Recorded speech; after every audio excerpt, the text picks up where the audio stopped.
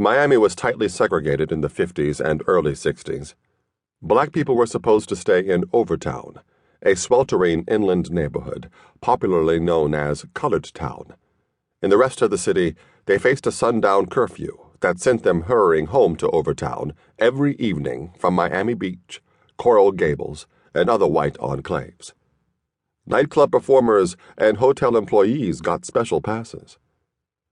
If the police stopped Ella Fitzgerald on her way to Overtown after a show at the Fontainebleau Hotel, the First Lady of Song could either produce a pass or face arrest. After arriving in the late 1950s, Flip kept his head down in Overtown, where rooms rented for $5 a night. He could always find a 25-cent plate of biscuits and gravy or a nickel bag of weed within walking distance of the Sir John Hotel, where he worked as an MC and got a few stand-up sets. A low-slung, L-shaped stucco landmark with a pool, patio bar, and downstairs showroom, the Sir John loomed over Overtown the way the Fontainebleau dominated Miami Beach. Nat Cole, Count Basie, and Louis Armstrong stayed at the Sir John when they were in Miami. Baseball's recently retired Jackie Robinson chatted in the lobby with former heavyweight champ Joe Louis and octogenarian author and critic W.E.B. Du Bois, a founder of the NAACP. Then they headed downstairs to a showroom called the Night Beat, a few steps below street level. Sometimes the celebrities stepped around Flip, who sat in the smoky stairwell writing notes to himself. One of his notes paraphrased Eastman: "Things can be funny only when we are in fun." He took that to mean he should avoid political material of the sort Lenny Bruce was doing to wild applause, booing, and occasional death threats. Flip's style was less confrontational, particularly when the subject was race. Setting a long fuse, he called it. Adding to his Chris Columbus routine, he had Columbus discover America only to find dark-skinned native types already there.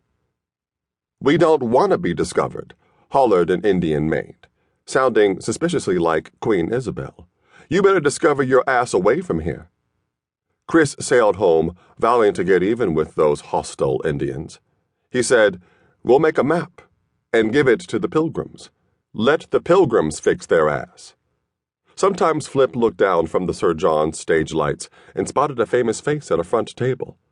He was delighted when heavyweight Sonny Liston and pint-sized Sammy Davis Jr. came to meet him offstage on separate nights and said, "Little man, you're funny," and "Well done, big guy," respectively.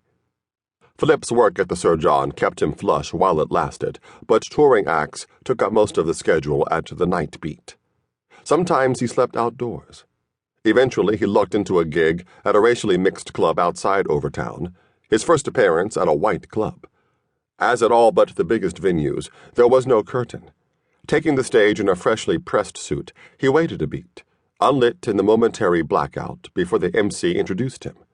One night, a white heckler brayed, "Smile so I'll know where you're at."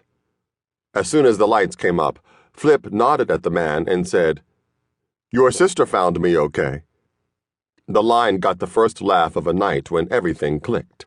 The heckler loved him as much as the rest of the crowd.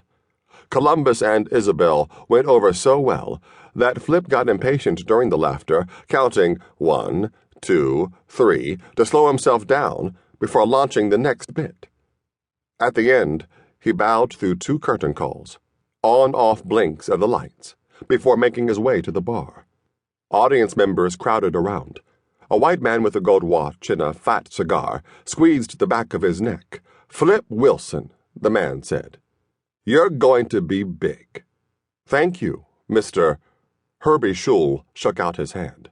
"Schul rhymes with no bull." He described himself as a businessman, connoisseur of comedy, and friend of the colored man. Flip allowed that he could use a friend. He'd been sleeping on car hoods lately. Over the next few weeks, he kept seeing Schul around town, even in Overtown, where he treated Flip to lunch or coffee. They talked about life, comedy, race, women.